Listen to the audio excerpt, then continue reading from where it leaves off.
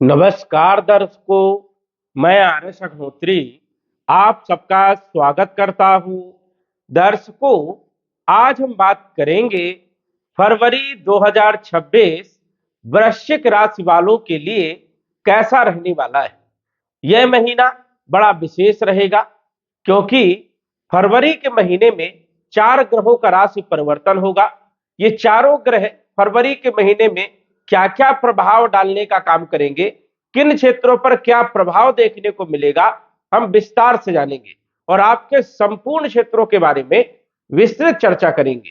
आपके स्वास्थ्य के बारे में, धन के बारे में, नौकरी के बारे में, व्यापार के बारे में, शिक्षा, संतान, लव लाइफ, वैवाहिक जीवन, कंपटीशन, भाग्य, लाभ, हानि, विदेश यात्रा आदि संपूर्ण क्षेत्रों के बारे में विस्तृत चर्चा करेंगे। तो आइए जानते हैं। उससे पहले यह समझिए कि यह फलादेश चंद्र राशि पर आधारित है। नाम राशि के आधार पर भी जान सकते हैं और लग्न राशि के आधार पर भी जान सकते हैं। तो आइए जानते हैं। ये जो आप कुंडली देख रहे हैं, फरवरी 2026 की कुंडली है और ग्रहों की स्थिति सौर मंडल में प्रारंभिक तारीखों में यदि देखें तो इस प्रकार से रहने वाली है। यदि हम बात करें, चार जो ये ग्रह आपको मकर राशि में दिख रहे हैं, ये चारों ग्रह का राशि परिवर्तन होगा और ये चारों ग्रह कुंभ राशि में राहु के साथ गोचर करने वाले हैं।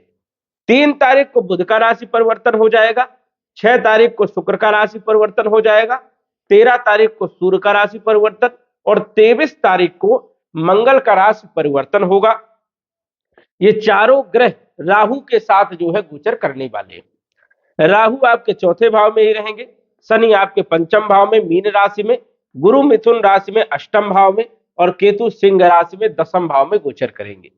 अब हम यह जान लेते हैं कि इन ग्रहों का प्रभाव हमारे लिए कैसा रहने वाला है, किन क्षेत्रों के लिए शुभ है और किन क्षेत्रों में हमें सावधानी रखना है और क्या उपाय करना है। सबसे पहले हम बात करेंगे आपके हेल्थ के बारे में। स्वास्थ्य आपका कैसा रहने वाला है फरवरी के महीने में। लग्नेश मंगल है, वृश्चिक राशि के स्वामी मंगल होते हैं और मंगल अपनी उच्च राशि में गोचर कर रहे हैं मकर राशि में, तीसरे भाव में, कारक भाव में, बहुत अच्छी पोजीशन में है और ये गोचर करेंगे 23 तारीख तक, जिससे आपका स्वास्थ्य अच्छा रहेगा, कॉन्फिडेंस अच्छा रहेगा, काम काज में अच्छा मन लगने वाला है। साथ ही साथ कुछ न कुछ अपॉर्चुनिटी भी जो है मंगल देने का काम करेंगे क्योंकि मंगल उच्च राशि में बैठे हैं और मंगल छठे भाव के भी मालिक है। छठा भाव होता है रोग का, तो रोगों को दूर करने का काम करेंगे। ये भाव ऋण का है, तो ऋणों को समाप्त करने के लिए धन के स्रोत पैदा करेंगे। ये भाव कंपटीशन का है, तो कंपटीशन में सफलता देने का भी काम करेंगे। साथ ही साथ जो है नौकरी के लिए भी समय को बेहतर बनाने का काम करेंगे। यदि आप नई नौकरी की तलाश में है तो आसानी से आपको नौकरी मिल सकती है 23 फरवरी के अंदर। वही यदि हम बात करें तो 23 तारीख को राहु के साथ मंगल जो है गोचर करेंगे, जो कि अंगारक दोष बनेगा। अब ये जो है अंगारक दोष जो है अच्छा नहीं माना जाता है, कहीं ना कहीं कुछ क्षेत्रों पर जो है परेशानियां देखने को मिलेगी।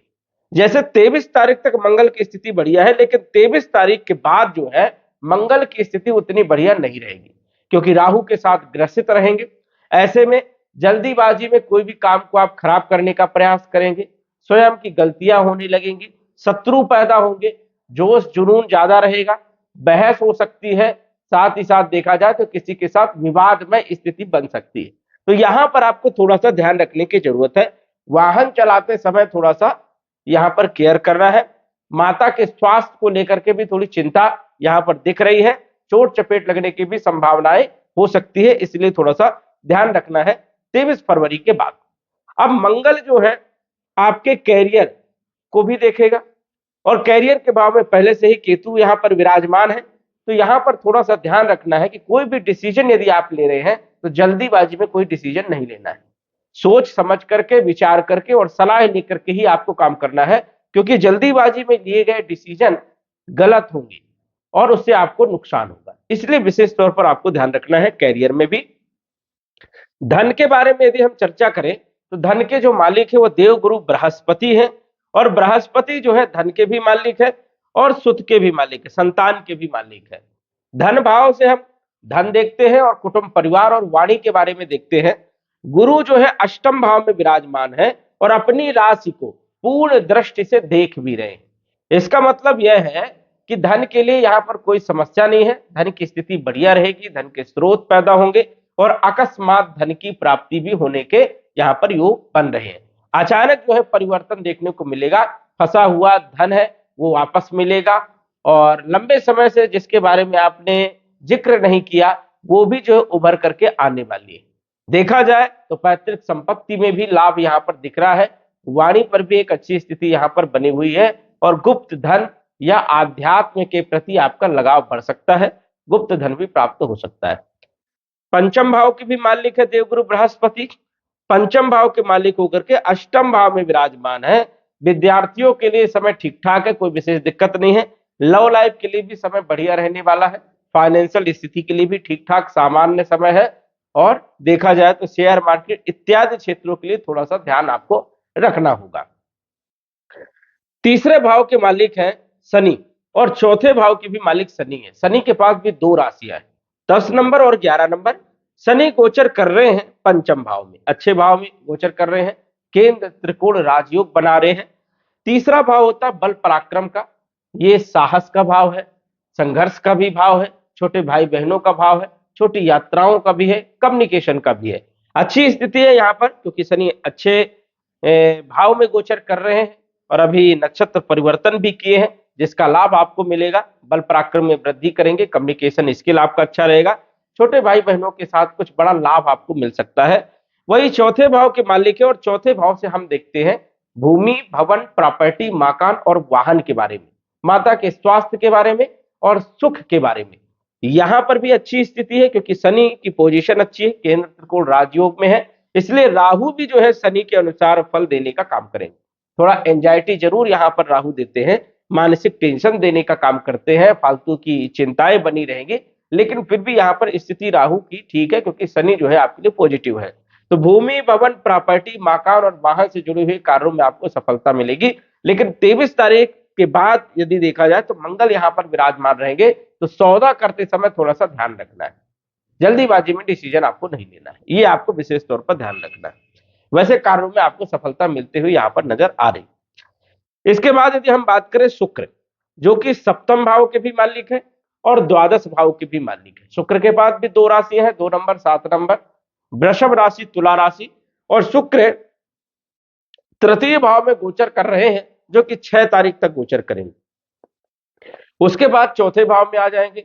शुक्र तीसरे भाव में भी अच्छे परिणाम देंगे और चौथे भाव में भी अच्छे परिणाम देंगे, क्योंकि राहु उनका मित्र है, और राहु शुक्र के फलों में वृद्धि कर देता है, कहीं ना कहीं सुखों में वृद्धि होगी, लग्जरियस लाइफ की ओर आप जो है बढ़ेंगे, भौतिक सुख सुविधाएं जो है प्राप्त होंगी आपको आसानी से।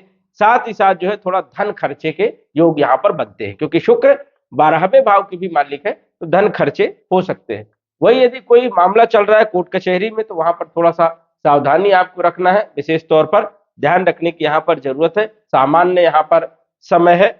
माता के स्वास्थ्य के लिए यदि देखें तो थोड़ी चिंता वाली बात है, थोड़ा सा यहाँ पर आपको ध्यान रखना है। बुध आपके अष्टम भाव के भी मालिक है और एकादश भाव के भी मालिक है। बुध गोचर कर रहे हैं तीसरे भाव में।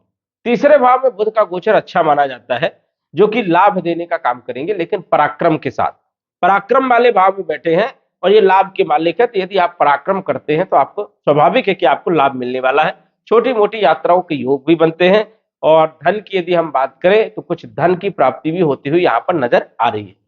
बुध यहाँ पर 3 तारीख तक ही रहेंगे, 3 तारीख को ये आ जाएंगे चौथे भाव में। अब चौथे भाव में बुध के उतने अच्छे परिणाम तो देखने को नहीं मिलते हैं, क्योंकि यहाँ पर राहु के साथ भी गोचर करेंगे, तो मिले जुले परिणाम जो है यहाँ पर आपको मिलने वाले हैं 3 तारीख से लेकर के पूरे फरवरी के महीने में। तो यहाँ पर थोड़ा सा ध्यान रखना है, वाणी पर थोड़ा सा ध्यान रखना है, कटु वाणी का प्रयोग ना करें। व्यापारिक स्थिति के बारे में यदि हम बात करें तो अच्छी स्थिति है, व्यापार में लाभ यहाँ पर आपको होगा, और चिंता वाली विशेष यहाँ पर व्यापारिक स्थिति को कोई दिक्कत नहीं है। चंद्रमा आपके भाग्य के मालिक हैं, लेकिन चंद्रमा का फलादेश संभव नहीं है। साप्ताहिक राशिफल में चंद्रमा का जिक्र रहेगा।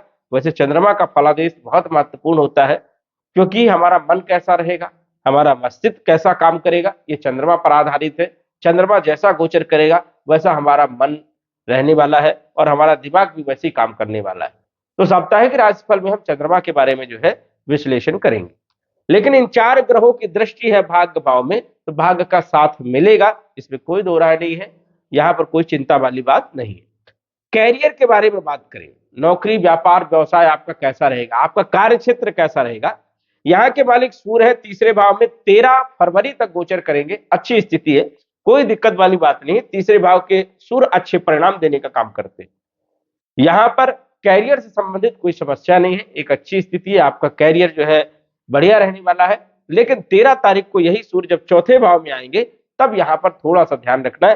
हालांकि यहाँ पर भी कोई दिक्कत नहीं है, दिक्कत इसलिए नहीं है क्योंकि सूर्य यहाँ पर गोचर करेंगे तो अपनी राशि को पूर्ण दृष्टि से देखेंगे कार्य क्षेत्र को, तो इसलिए कोई दिक्कत नहीं है। सूर्य जो है अपने भाव को, अपने घर को, अपनी राशि पर दृष्टि होने के कारण बचाने का प्रयास करेंगे, तो विशेष कोई दिक्कत नहीं है। लेकिन डिसीजन आपको कोई बिना सोचे समझे लेना नहीं है, इस चीज का आपको ध्यान रखना है।